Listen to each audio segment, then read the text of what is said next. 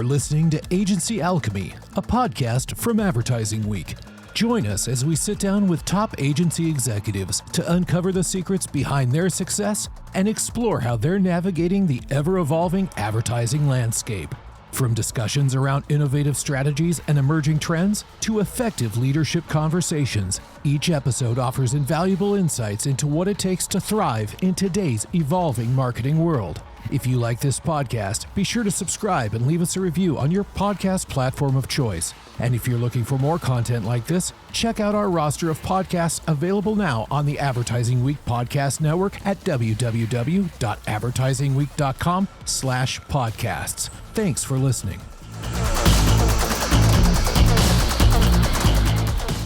For years, marketers have been told that winning on social means posting more, following every trend, and feeding the algorithm. But what if that's exactly the wrong approach?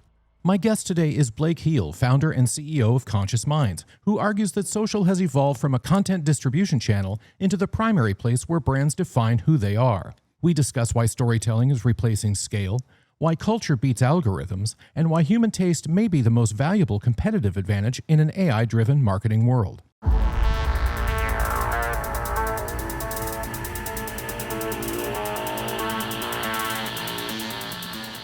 Blake, welcome to the show. I'm so pleased to have you on today. Thanks for having me, Richard. Happy to be here. You're CEO and founder of Conscious Minds. For the uninitiated, please tell us what you do at Conscious Minds. Yes. I started the agency 17 years ago. I'd like to say we're 17 years young. I spearhead a lot of our, top level new business initiatives and work very closely with our brand and creative teams. We're a social culture agency, work with pretty large brands, focus on really driving brand growth and earned storytelling with, I think, some of the coolest legacy brands on the planet.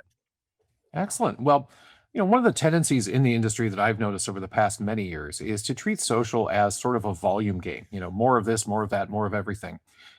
We treat that like we do a lot of things in this world, but social in particular seems to have that issue. How do you reframe social as a true brand building discipline for your clients? At the moment, I think there's a pretty big disruption happening in social, which is great for agencies like us that focus on more that top middle funnel social that's more brand building, more big bets, more focused on earned storytelling, less of the volume game, like you're saying. And I think what's happened is 3 to 5 years ago, TikTok coming in really kind of made the volume game go up, right? And I think that really spurred a lot of growth in scaling content and being, all things, all people through trends and trying to be kind of always on.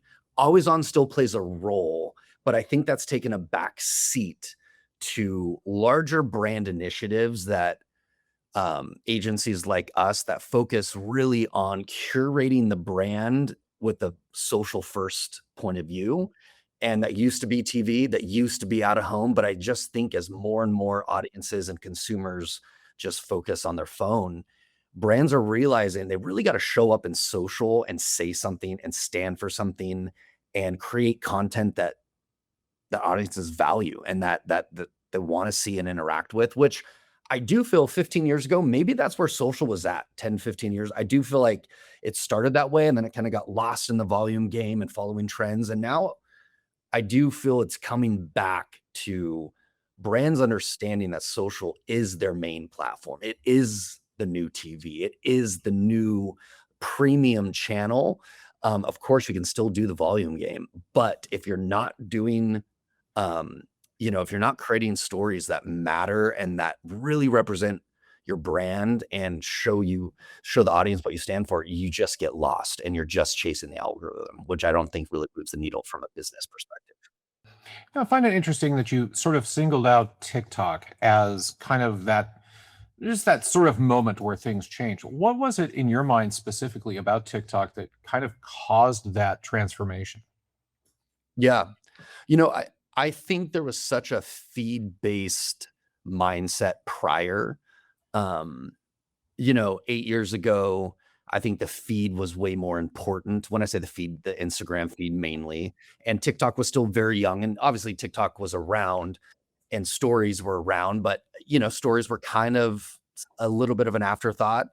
And in the last several years, I think because TikTok has just been such a growing platform, and TikTok algorithms very different than Instagrams. Like, they're very different algorithms, and I do think you don't ever really see the feed on TikTok, right? Like, TikTok is almost like pushes you just in this FYP page where you're just seeing just so many different, stories and pieces of content that are really curated based on interest. Where I think Instagram, it was more of this community driven. It was a little bit of who you follow in the feed, and kind of going there and seeing how it all lived together felt more important. And that shift, I think, made all the world of a difference, where brands started caring less about the curation and more about the scale and the niche audiences. And I do think influencers and creators were a part of that. So I'd say TikTok and then the kind of influencer creator marketing together have pushed that, because obviously there's more and more money going to influencers and creators, and that's all about niche communities, which obviously just scales the content even more.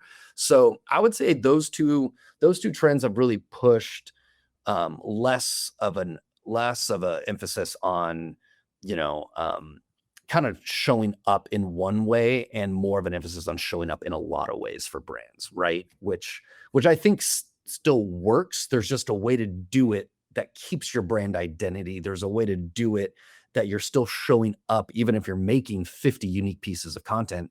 You're still showing up in a way that you're owning your brand narrative and standing and curating something, rather than just putting your brand in a bunch of creators' hands, which you kind of lose a little bit of your brand DNA if you just lean into that strategy, right?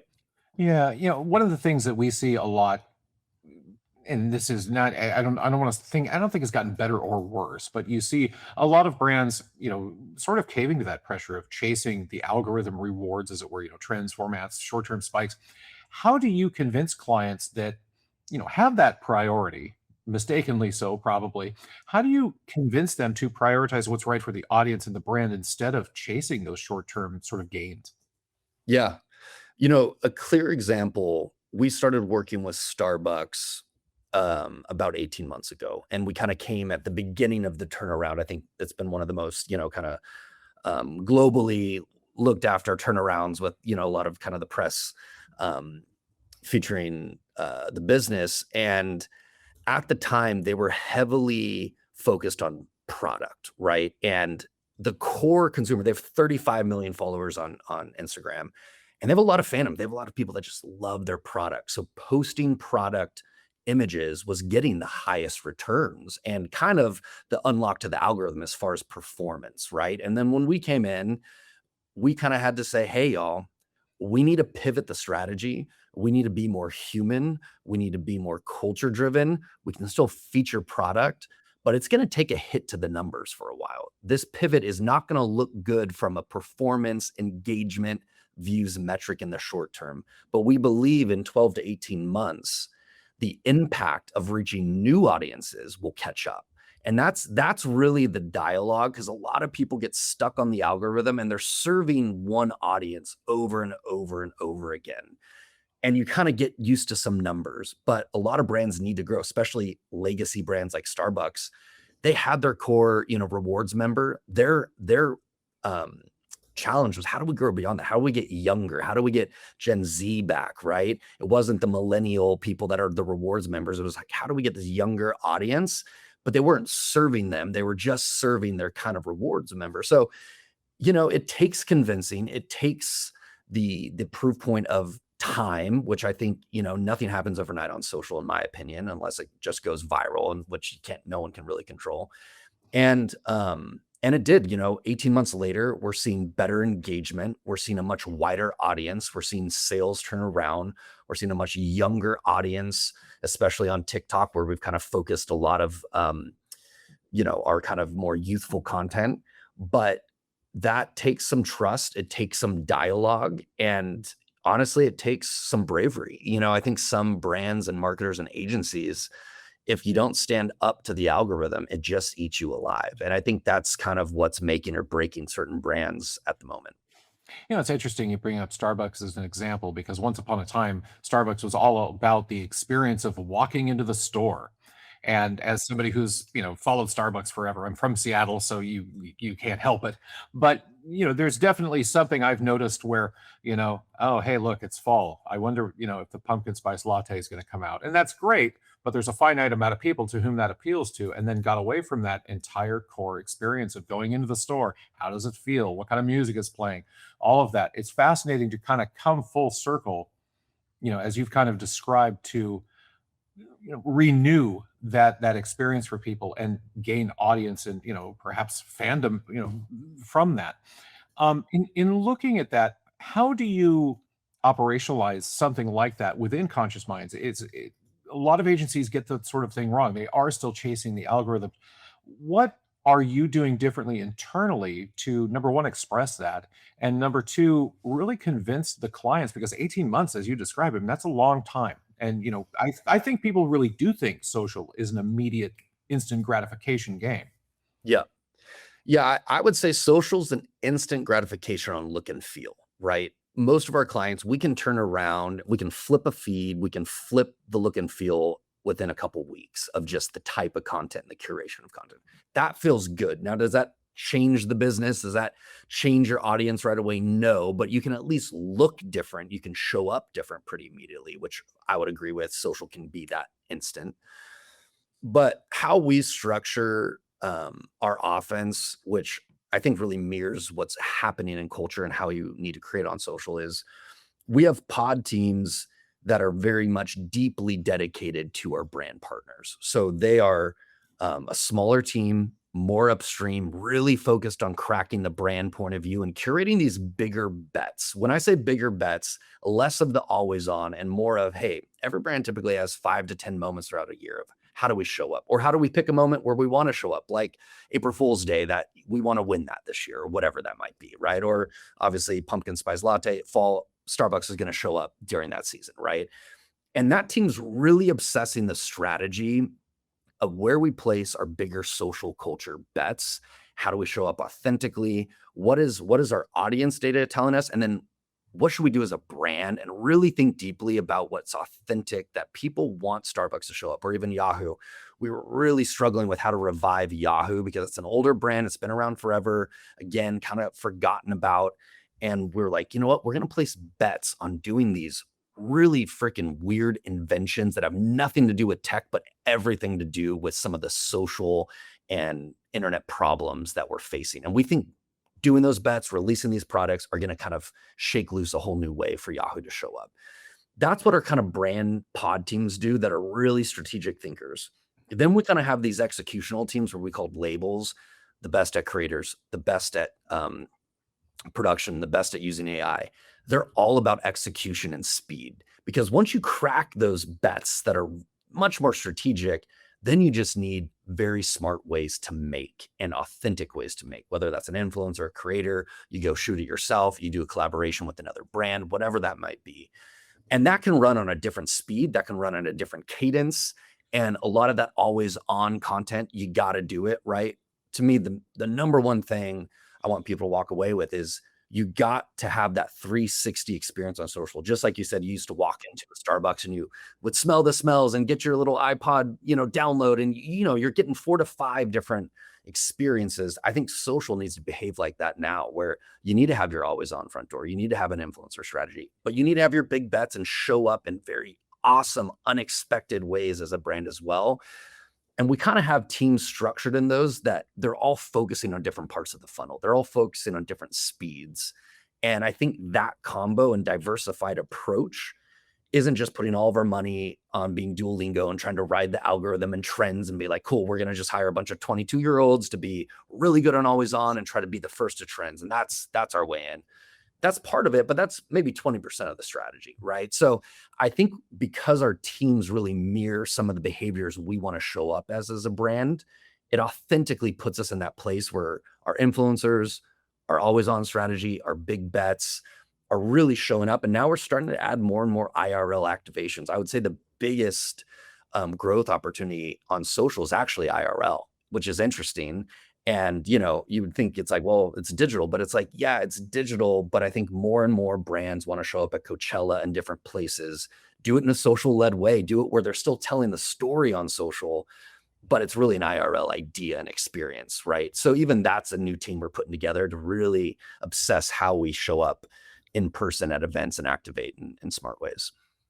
When you think of something like cultural relevance as an example, what's the difference between a brand that genuinely understand their audience versus those that are kind of playing catch up all the time, that are just reacting to trends, a step or two or 10 too late? Yeah, no, it's a battle we fight every day. And I would lie if I said at times we don't show up late or we don't try to follow a trend. Like you're never going to hit it out of the park every time, right? And I do think with social you have hits and misses all the time, and you should, right? It's not a perfect game. It's a game that you have to play to win. And I would say the biggest differentiator is there's certainly some moments in the last let's just say month and a half where we showed up very fast um, in a real time moment. I'll give you an example. Nike Running is one of our clients, and we when a couple of Adidas runners broke the 2 hour marathon record where they ran a marathon in under 2 hours. They were all Adidas athletes. That's tough. We're Nike Running. We're a running brand. It's hard when the competition. In the moment, we're like, how would we show up in a human way? You know what? As Nike, we care less about brand loyalty in this moment. We care more about human potential and the running community. Let's congratulate those runners. Let's make a statement. And we literally, that's like an hour later, we made this statement that was really simple, but called out those runners, congratulated them. And we actually got more attention than the Adidas post because it was Nike. And that was a very good example of like a real-time moment, but instead of trying to make content and follow a trend, it was just a human reaction that was more about the community, right? And I think that was a win for us, that it was fast. I wouldn't say it's trend based. I would say it was a human based thing that I think everyone saw and was like, wow, that's really cool. And you stepped outside the marketing game. Um, and I think that kind of thinking separates, are you doing things that are gimmicky? Are you doing things to follow? Or you can still be on a trend. You can still be in a moment. You can still be responding to a Super Bowl moment, but you're doing it out of a place where your brand should show up, and you show up as human as possible. We like to say to every single one of our clients, we need to be uncomfortably uncorporate. Like on social, you need to be uncomfortably uncorporate, because I think when you show up with a human heart, that's where people get really excited, because they want, most people like brands, they're fans, and they just want a reason to love you more. So Very cool, unconventional approach. I have to ask, did you meet resistance with that? I mean, because it's funny when you talk about that. It's, on one hand you think, yeah, most brands would never in a million years want to go along with something like that. But for Nike, oddly enough, in my mind, it makes sense, because they really have championed the athlete over the years. I mean, that's really the foundation of how they've got to become Nike today. yeah, I would say Nike is one of the rare brands that it makes sense. They've always been on the offense. They're always about human potential. They believe every human is an athlete, right? Whether you walk or so. I think that made a lot of sense to be like, let's celebrate sport and human, record breaking moment. That I do think other brands, it's much more like, hey, do we punch up? If it's McDonald's talking to Taco, you kind of have a lot more like, are we giving more attention? But I think because sport, that made that moment a little easier to do it, if that makes sense. Yeah, absolutely. A lot of agencies struggle to scale brands, their client brands, without diluting what made them special in the first place. How have you structured Conscious Minds to protect brand identity as you grow clients? Yeah. You know, we work pretty closely with the media agency. There's often a traditional AOR that's working on some of the TV or some of the more traditional campaigns. And I think a lot of these larger brands, obviously we do work with some smaller brands, but we do work with big global brands that typically have an IAT and multiple agencies. And you really have to create a sense of vision for what that brand is and what that journey is for the year. And that's something that I think we've really pushed for. And to be honest, like, I think social agencies like us are really the bearers of that baton more and more. 5, 10 years ago, it was always the creative AOR that was doing the TV. They were the brand bearers, right? If you think about it, they were always the one cracking the brand architecture, coming up with that big tagline, and then everything would trickle down from there. To be honest, does that still happen? Sure. Do taglines still trickle down to everything? No. Where does the brand show up the most? It's really on social. We're really the ones bearing the brunt of the brand. And I actually think it's inverse now, where the social agency is leading the brand voice, and some of the other agencies are following suit and they're extending on out of home. They might come up with a 15-second product TV ad, but let's be honest, that's not defining the brand. What's defining the brand is the culture moment you showed up and collaborated with Double Prada when you did this drop, and you got, Adrian from, X TV show to show up and, talk about your new summer drink. So it is very, from a social perspective, you have to look at yourself as leading the charge. And I don't think a lot of social agencies do. I think sometimes they see themselves still as a lower funnel or an extender or an always on vehicle. And to me, the biggest pivot that we believe and we preach, especially when we're RFPing for social RFPs, we're like, hey, our philosophy is we are the front door of your brand. And if you don't believe that, we're not a great fit, because we should actually be leading how you show up, because we have the most touches, we have the most content, and really we probably have the most budget nowadays, because most of the influencers and partnerships and celebrity collabs are all happening on social. So it's a lot to win that arm wrestling match, but it's more and more those CMOs are coming from social backgrounds, and I think they're all supporting that point of view. Looking ahead, as the platforms and algorithms and audience expectations all continue to shift, what does sort of quote unquote good social and brand building look like in, say, 2 to 3 years down the road? And then what do agencies need to learn or unlearn to get there? Yeah. You know, I'll tell you this. I couldn't tell. I don't have a crystal ball, so I can't tell you what it's really going to look like in 3 years. I'll tell you the battle that's happening right now and what I'm betting on and what we're betting our agency strategy on.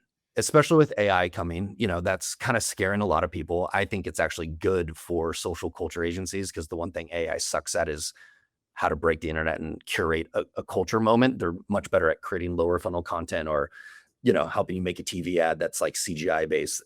But I think we're seeing the biggest battle between, let's just pick on a big guy like VaynerMedia. You look at Vayner, and they're really preaching a scale volume game. Hey, start with more accounts, post more content, let AI and let the algorithm, make the best choice on what you should put forth and put media behind. They're pushing a very different game than us. We're pushing a much more high touch. We decide what the brand should be, not the audience. We need to define it. And yes, we still have a level of our offense that's always on and pushing ads and, following the audience to, like, obviously see what ads we should put more money behind. But from a top level, we are curating a point of view as humans to decide how we want to show up and resonate with our audience. Where I think there's a Vayner subset, which is much more, we put our brand in the hands of a lot of people and a lot of thinkers, and we let the algorithm audience decide, and that's going to get you the best ROI and the fastest to business impact. It's kind of a split road there, because they're very different models. Yeah. And I don't think one's better than the other, but I think in 3 years, because of AI, everyone's going to be able to do the right side. Everyone's going to be able to do, I'm thinking people are watching me, the volume side. I think AI is going to actually make that where you don't need to be Vayner and have this technology. I think every small agency, big brand, small brand is going to have access to the data and to be able to scale and really push what the audience wants in a more real-time manner. I think less people are going to have the ability to curate taste and stand for something. And that's why I think we're taking that side, where we're like, cool, we'll let other agencies and media agencies and technology companies innovate and gobble up the volume game and gobble up, the how do we kind of monetize and optimize. We're going to stick with curation, because even if we're the 1% of agencies that focus on big ideas for social, we still think that's going to be the differentiator that helps you break through, right? So there's definitely that tension happening, and we'll see where it gets in 3 years, but that's kind of the bet we're making. I love that you use the word taste, because if there's anything I've seen AI not thrive at, it's taste, for Yeah. sure. Yeah. That's interesting stuff. Thanks so much for taking the time to be on the show today. This was fascinating. If somebody wanted to find out more about yourself or Conscious Minds or both, where would you send them? Yeah. You can go to cm.studio. That's our website, and would love to chat. So thanks for having me. Great dialogue, great questions, and yeah, hope to be on again another time. Thank you. Excellent. We'd love to have you back. Thanks so much. Thanks, Richard.